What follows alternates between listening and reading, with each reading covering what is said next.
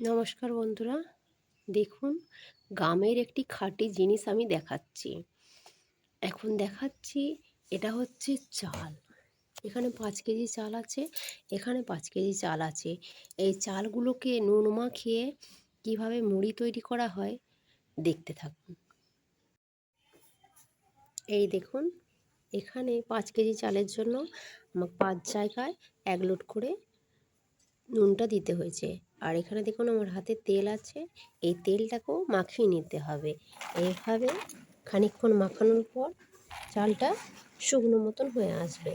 সেই চালটি শুকনো মতন হয়ে গেলে, খানিকটা শুকনো মতন হয়ে গেলে সেটাকে রোদে নামাতে হবে। রোদে দিয়ে আবার রোদে মিলতে হবে। তারপর এখন তো আর মুড়ি ভাজা জন্য খড়ে ভাজা হয় না, তাই মুড়ি ভাজা কলে নিয়ে গিয়ে মুড়িটি ভাজিয়ে নিয়ে আসতে হবে। আগে কলা খাবড়ি করে ভাজতেও ভাজানো হতো, কিন্তু এখন তো আর তা নেই।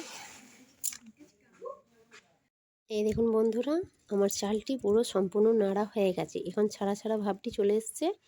এরপর এটাকে আমি রোদে দেবো, দেখতে থাকুন। এই দেখুন আমার চালগুলো মিলে দেওয়া হয়েছে বস্তাতে, রোদে শুকোচ্ছে। এখানে 5 কেজি আছে, এটাতে 5 কেজি আছে। এই চালগুলো এবার শুকোবে, তারপর মুড়ি ভাজা কলে নিয়ে যেয়ে মুড়ি ভাজানো হবে, দেখতে থাকবেন।